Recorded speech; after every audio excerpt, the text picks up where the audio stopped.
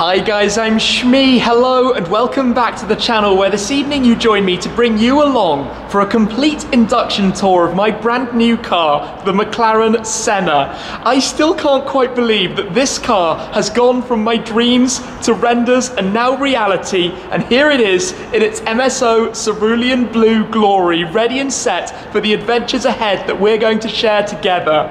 The Senna is McLaren's track-focused hypercar. It's a member of the Ultimate Series, and now it is a Shmee-mobile as well, and I can't wait for what's in store. So I've just picked up the car from McLaren Manchester. I've had my very short first drive ahead of the car getting PPF at Topaz. But before we get too much further, I want to show you all of the ins and outs, take you on a complete tour. How does the race mode work? What are the trick parts of the aerodynamics? What's it like inside? Let's find out everything about the McLaren Senna. And it just so happens that where I've brought it is a particular location that goes back on the Shmee 150 channel. In fact, about 6 years ago, right here, I presented my Audi R8 V10 Spider. Just a year or so before that, over on the other side, I had shown you my Aston Martin Vantage Roadster. In fact, just a few weeks ago, right above us, was an induction tour of my brand new Ford GT as well. And even going way back before that, I've been here with my first ever car, a Renault Clio, and also with my BMW 123D that came after that.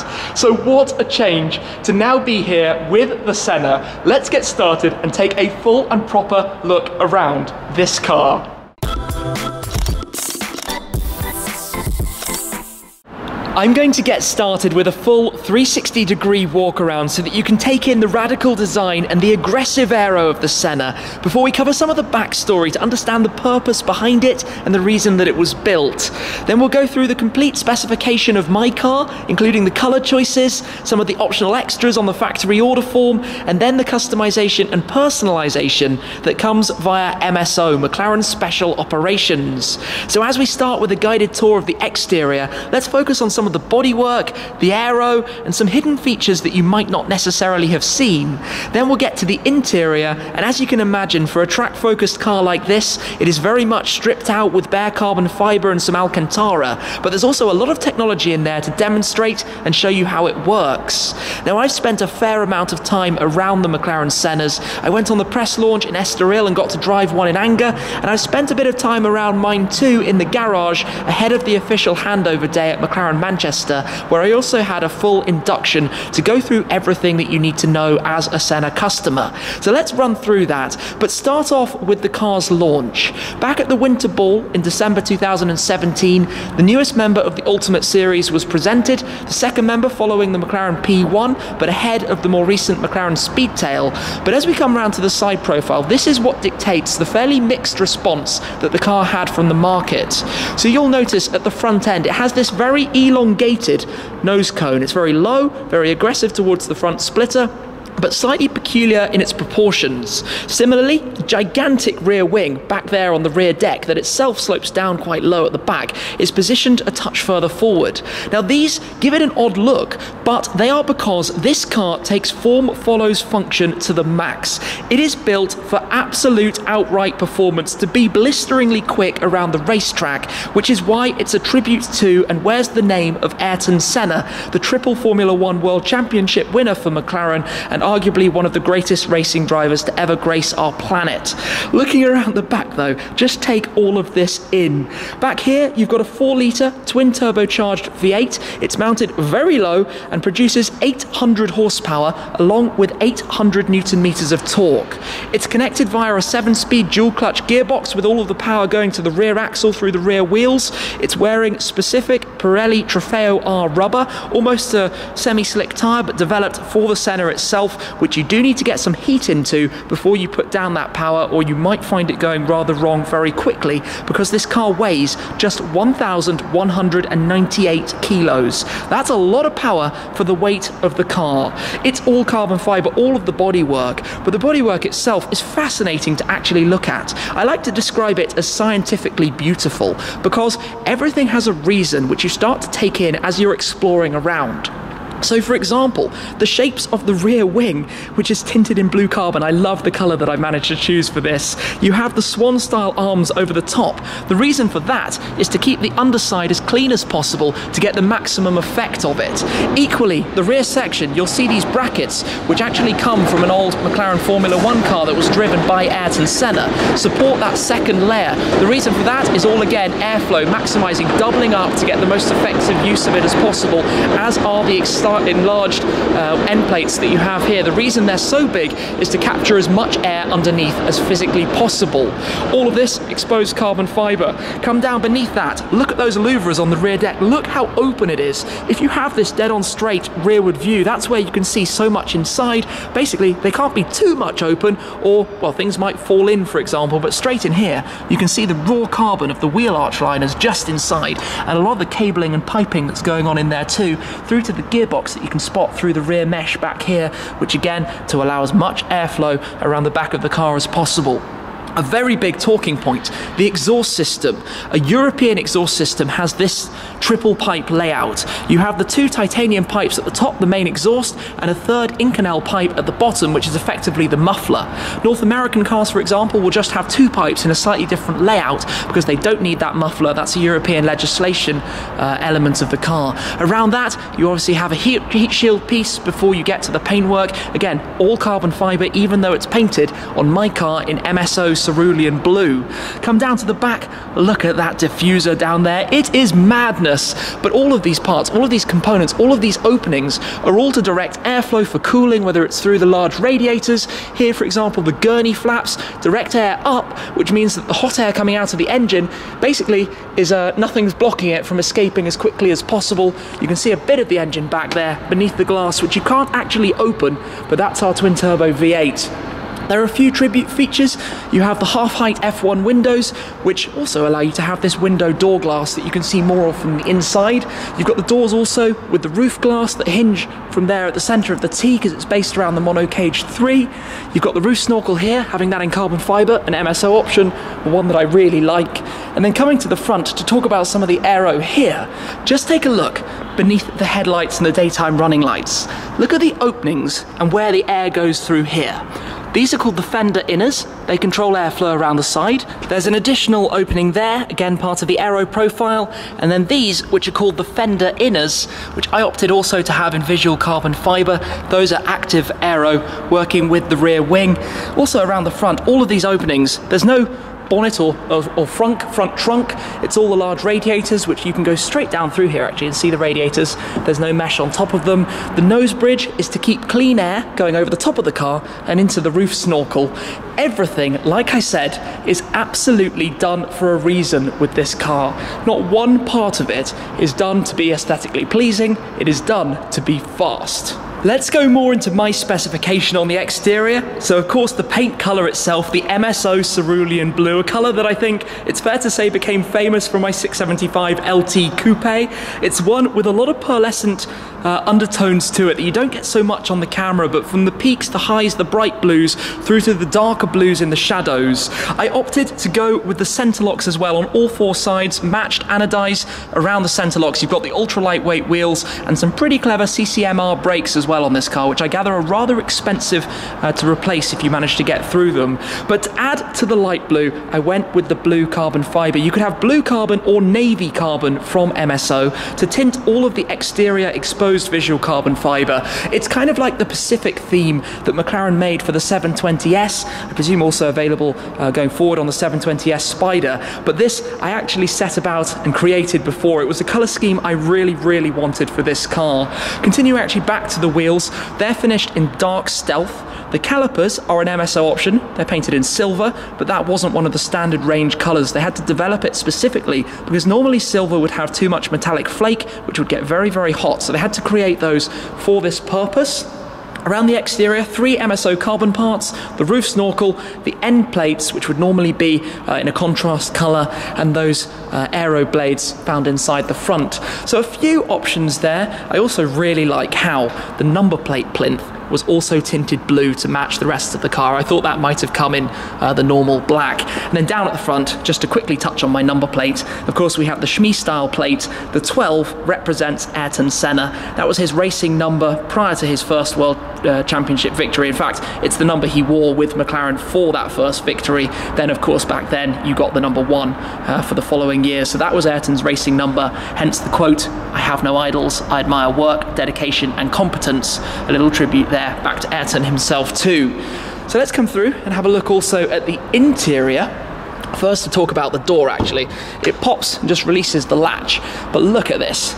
Look at that sculpture literally around this part of the car. How much you can see through the different blades, the different elements that are doing all sorts of different things. Now the car is particularly vulnerable here, as you can imagine, sticky rubber throwing up stones to these parts, which come from factory with some loose paint protection film on them. Those will be completely redone by Topaz on this car before I do some major driving with it. But the door is very light. This is all blue carbon fibre. There's a protection, kind of almost rubber piece at the front of it as well, but we don't want to risk damaging any of this. Then on the inside, I kept it with the black carbon fibre, but just look at this cabin. The bucket seat weighs 3.35 kilos. It has a series of Alcantara pads. I've got some MSO stitching, but basically, the control panel there moves attached to the seat. The dashboard folds. You can literally tuck that away, pop it into the race mode so you have a better view over the front scuttle. The start button is up there on the roof, as are the door controls and the mirror controls too, and race mode. We'll talk about race mode in a moment because the car is actually currently sitting in its normal ride height. It goes quite significantly lower. So more custom options from MSO on the interior. On the steering wheel, we have the carbon fibre upper with the cerulean blue 12 o'clock racing stripe. We've got the cerulean blue door gas struts, the exposed gas struts. Particularly love those. It was an option from the regular order form to have the Bowers & Wilkins sound system, to also have the glass door panel that you can see straight through, and also the glass roof panel. But from MSO, I had those piano black tinted.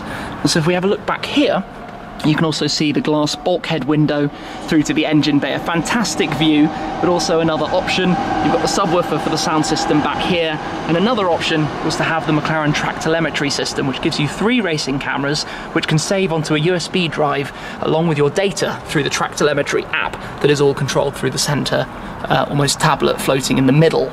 You could have seats in 2 different sizes. Mine are the standard size as opposed to the touring, which actually is the same size carbon bucket, but with slightly thinner pads to make the seating position just a touch wider. And then down in the footwell, well again, carbon fibre everywhere, but you have the chassis plaque, in this case, number 281. So to go back out for a moment, we'll come back and go through all of the software in here shortly. But I want to walk you around the exterior of the car, and I think we should start at the very front of it and talk about the nose bridge. Now this, I would say, is one of the most peculiar design elements, but it also has a functionality and a purpose, as everything does, of course, with the air going over the top. But also, if you very delicately try and find a point here, about 3/4 up and slightly to the left side, you can press this, he says, there we go, and you can hear the motors releasing and the nose bridge opens up. Just please excuse the train noise in the background, we're beside a train line here. But inside you have your 12-volt socket, and you have a number of your reservoirs, your steering fluid, your in-screen washer, and your brake fluid can all be found in there. But this is very, very light, shall we say. You can see the raw carbon on the back of it, the material literally, and how it's finished also with the exposed style inside. But it's a very, very light mounting point, shall we say, and you need to be quite delicate with it, especially trying to close it up and make sure it's shut in place. But that's where you have a number of those parts. Now, I initially actually looked for a button down here like the P1 had, maybe I should say on this side. But it's just about pressing in the exact right place when the car is unlocked, when you have the key on you, for example. One detail that I learnt at the handover that was really interesting to me is that this panel is actually removable, and I did test this, but it is quite fiddly, I'm not going to lie. And behind it is your towing eye. So you have a latch that releases on both sides. You literally do this and pop it out. Let's actually do this. Let me give you a demonstration. And then on the other side, the same. Just get back here, find the catch, and pop it.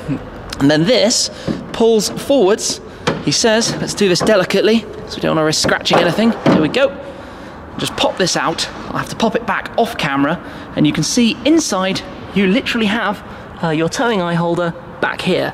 So that's what you would need to open up to drive on most ordinary track days. But that, well, quite interesting, hey? Random surprise piece of information there. Another thing in a similar vein is that here you have this front piece to the carbon splitter. The reason for that is should you damage the front of the car, you can replace just that part as opposed to replacing, well, basically the whole front end, which would get significantly more expensive.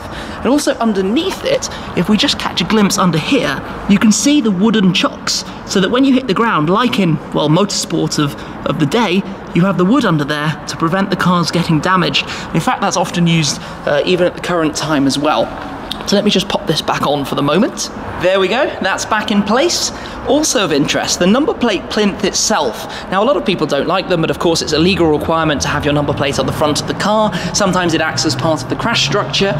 In this case, it's actually held on by 2 magnets and 2 bolts. So you slide it in and connect it up effectively and then bolt it in. So it's bolted right now, you'll be able to see just a tiny amount of movement. And then that holds onto the body of the car with magnets tucked in there. So you take that off as well when you get to the racetrack to make the front as aerodynamic as possible. Coming around to the side, take a look from here through the lower side vent at the back. You can literally see straight through the car. I love that angle of it. But there's one other thing about the specification that I considered for a fairly lengthy amount of time, and that's to do with the teardrop cabin, the driver and passenger space. So these gloss black parts, so the A to C pillar panel, for example, and also the T that you have over the roof, you could have opted to have an exposed carbon fibre. Now, if I was adding more carbon fibre to the exterior of the car, I would definitely have wanted to make it match to the satin blue.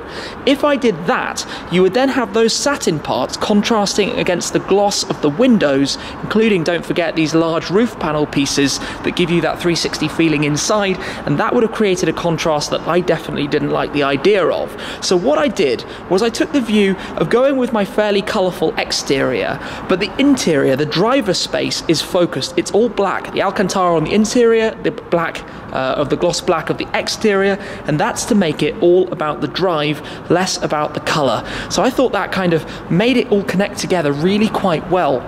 Now, while we're over on the left-hand side, as per all of the models from McLaren's lineup, you have the fuel filler here on the left. You give a press at the back of that and it pops on open. There's no secondary cap. You can actually see in here the carbon fibre on the underside as well. You have your recommended tyre pressures, and I'll point out at this stage that you can also opt to have the P0 tyres as opposed to the Trofeo. Those are slightly more usable in all weather and all conditions and don't require quite so much heat to retain as much grip as the Trofeos do. Recommended, of course, 98 RON of fuel. We'll just close that up for the moment, nice and easy.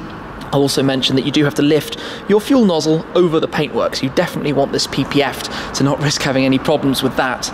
On the other side to the fuel filler cap, you have another opening, but this one doesn't actually open from the back. You would be standing here looking a little bit unusual. It opens from the top, he says. Let's pop that. And on this side, you've got the coolant. There's also one other thing that you can open for the engine oil, which is this flap back here. But to open that, you have to get a special tool that goes into that little hole that you can see just at the back of the engine bay. Put the tool in, twist it, and this will pop open. So pretty simple, really, access towards that at the back. So from an exterior point of view, we have covered a very large amount of this. So let's come through and take a step back to the inside to jump in and start the car up. Now, of course, the bucket seats are not the easiest thing in the world to climb over. This is an optional MSO carbon fibre sill. I'm going to put PPF on that, and you can see I've also gone for having the McLaren logo with the speed mark painted there in cerulean blue too. You can do a whole host of other things. You can have different embroideries. I've got the Senna almost etched logo there in the headrest, double S from the Senna logo. But let me take a step in here, which you tend to do easily with one foot in first, simultaneously holding your hand on the door handle, the grab handle just here on the underside, and that means you can pull that down in the same motion. In front of you, you've got the large digital display. Before turning it on, you can see the car now has a whopping 29 miles on the clock. It needs the engine on to act and do various things, and we've got mostly a full tank of fuel still. You have these great images of the Senna on the different displays. Your active dynamics panel here to control your handling settings, your powertrain settings from comfort, normal and track mode, and of course with a fade out timer everything's switched off, and we're going to get the track mode style display, but even this is carbon fiber. This is called galvanic grey, the surround that I have on the air conditioning bezels and around the central screen. But like I said, everything in here, not really too much by way of colour, just the important part, and the gas struts, which I particularly loved, being able to see those. And it's a strange thing looking up at all of the glass you actually have above you. Then up towards the roof panel, as I mentioned, up here you can see the large start-stop button. One press just to bring on the power, one press again to turn on the ignition, and you can see some of the other controls there, but that wakes up the basic functionality of the car for the moment. You select drive, neutral or reverse using these toggles, which if I slide the seat forwards and backwards, literally move with the seat. As you can see, which is all very clever. You've got your launch control button, auto stop start, and your hazards button. Beneath this, you basically have some storage areas. There's a little pouch here to put the key, which I'll show you in a second. But this is all rubber. So I guess a grippy surface, things aren't going to be sliding around. I've got the user book here and a quick start guide, and you can see at the back we have a pair of USB ports as well. There's not really that much else to talk about beyond being able to see the exposed bulkhead from the carbon fiber monocage and the small storage space that you have behind, which is just large enough to fit a helmet on each side. So basically your racing gear where required, but not a whole lot else. We've got the racing harness mounts for the 6-point harnesses on the back there, which are currently not installed. They're sitting in these boxes down at the base. These are black harnesses. They can be installed at some point. I just haven't gone for it at this stage. To show you the windows, you give a press of this and it lowers the half height window. You can see how that moves. The reason behind having the small height windows is to save some weight by having less glass moving around, and it also gives the possibility to have this lower glass too. Now in theory, this lets you see the apex of a corner a little bit better, but honestly, when you're driving, you're looking that way, not down there or even at your side. But it does help with parking. You can see where the curbs are very, very well, and by having it tinted, people outside can't necessarily see what you're doing inside or see your legs if you're wearing shorts. Down in the footwells though, I've gone for the carpets, but we've got a lot of carbon fiber going on down there. So let us put the foot on the brake, hit the button up here and bring it into life.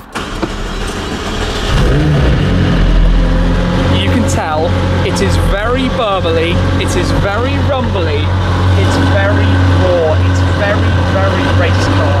It's loud. When you're driving even at a normal speed, there's a lot of noise that you have to be aware of. So let me just pull the doors down. They have soft close, believe it or not, so you can pull it to there and it pulls itself in the final section. Now this is where we can put it into race mode, and I'll be able to show you what that looks like from the outside. So your window buttons are here, these are your door releases, your race mode button is here. You give a press and hold of that, you'll see the display will then tell us that it's suited for track only. Press and hold again to confirm. The display will flip into that view and it gives you a percentage chart as well as showing you the millimeters that it's dropping. If I press the button here, I can flip the display back up and you can see a little bit more about what it's changing. ESC race, we're almost 20 millimeters lower now at the front, damping into race. Basically race mode lowers traction, it changes the aero profile, it changes the suspension, it changes a whole number of features, and ultimately it lowers the front, I think 36 millimeters, in the rear, was it 26 millimeters or so, as well as giving you this different display, the large gear indicator in the center and the horizontal rev counter up at the top. You can also see right there your tire temps and pressures, which is obviously very helpful when you're out on the racetrack. Now again, the folding screen, one of the problems with having it folded is you don't get a whole lot of information. You do really want your tire info when you're on track, but it is, I guess, a bit of fun that it can do that. How cool to have two different types of dashboard. If we come through to the central screen, have a look here, just going through how this works. You basically slide through these different sliders, just like except I've loaded up Bluetooth audio. Just like with the 720S, you have a number of different things, including your variable drift control if you have traction, active dynamics panel enabled, and then ESC dynamics selected. You can load up the active dynamics. This is where you can choose the degrees of slip you would like the car to allow you to have, literally choosing through the different modes. So when you go around a corner, I would like the back to go out that much, please. That's quite cool, isn't it, that you've got this activate and deactivate back to the home screen. We've got the track telemetry information, which is where it will save what's being recorded by the cameras. You can save your profiles, you can set laps, set tracks, set different drivers, and all the information will be saved through here, even your weather, and you can bring up delta information while you're actually driving as well. So naturally, given that this isn't yet configured, I can't go through all of that, but maybe I will be able to during a track activity in the future. We go back to the front menu. Of course, you have your usual things, for example, DAB radio, your navigation, your Bluetooth audio. These all just take a moment actually to load, but then you can see when they are up and running. They all do the job. At the bottom you have your climate control, which I guess you control using the button up in the roof. This one here for the climate control to set the different settings and how you'd like it. Auto enabled, sync, I guess left to right. You can see what's going on. You've got some hotkeys for the front window blower, the recirc, and to access your settings very quickly should you prefer.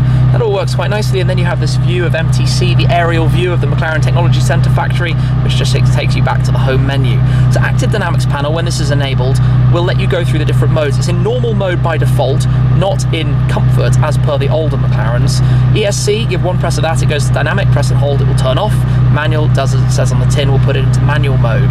So we're now sitting in race.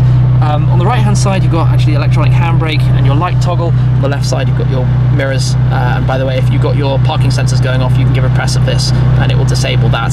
You can also fold them by scrolling it to the bottom and they fold in, which is one thing I think is really quite cool. If you look out, the way they're on that arm that you can't actually really see, maybe if I lift the camera right up, how it's attached to the body, it feels like they're just floating out there, which is a nice view you don't necessarily appreciate, I guess, normally from the outside of the car as you do from the inside. We've also got a car cover that came with the car, a black cover with orange piping. In here is the trickle charger, of course, that you need to keep the battery conditioned so that it doesn't go flat if you don't drive the car for a while. And actually I'm going to run around to show you one other thing that's under the passenger seat, but before we do, let's just hit the button and turn it off for the moment. The lights illuminate. Give a pull of that to open the door, then you kind of use your elbow to push the door out and up. Then you've got the Bowers & Wilkins sound system in the floating glass out there as well. And given the manual seats, the lever is just down beneath you across the middle, which you can use to slide forwards and backwards. So climbing out is not the easiest thing in the world. You do get a nice view of the raw carbon fibre there in the footwell. Excuse the angle as I dodge the door.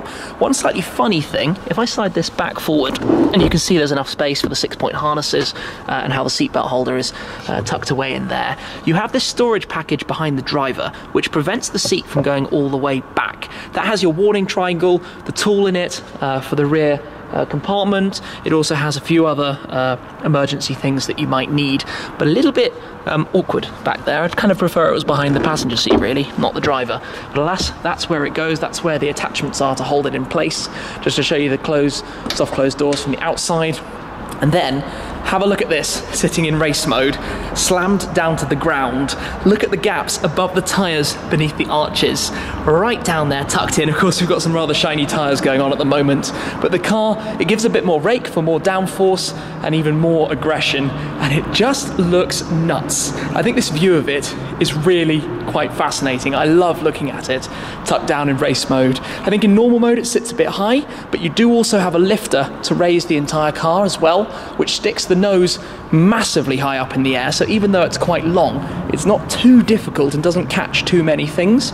Up to this point, I've not had an issue at all loading it into trucks or parking it in garages, but obviously I've not used it out and about in the real world at this stage.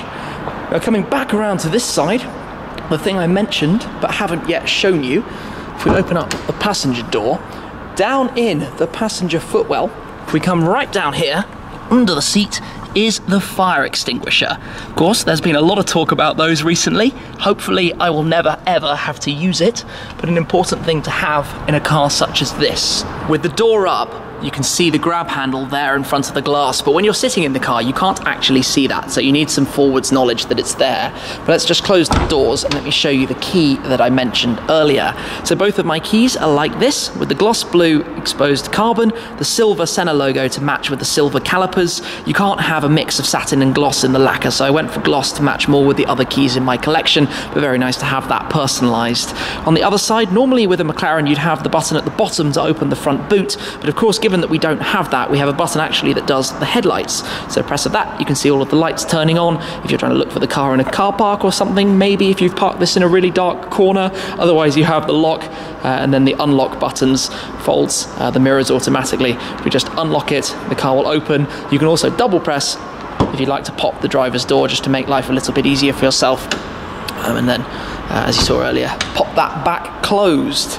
So we've covered an awful lot about the McLaren Senna so far. Look at the tail lights while they're illuminated. Look at the way this works with a whole series of LEDs inside. And this is where I can use the magic trick of pressing the button in my pocket just to turn the lights back on. And the way, well, it's clear, if I just show you that, but works. I just love that. I think it's really nice having the strip light, which again has a purpose, by the way, to not obstruct airflow coming out of the back of the car. Now at the time, this is the lowest rear deck of any McLaren model ever, because of course, to keep it streamlined, to keep that aerofoil style shape like a plane wing, you want to have that at the back. And again, these side parts are all to help with the airflow that's actually coming out of it. It is crazy when you start diving in to what went into the development and engineering of this car.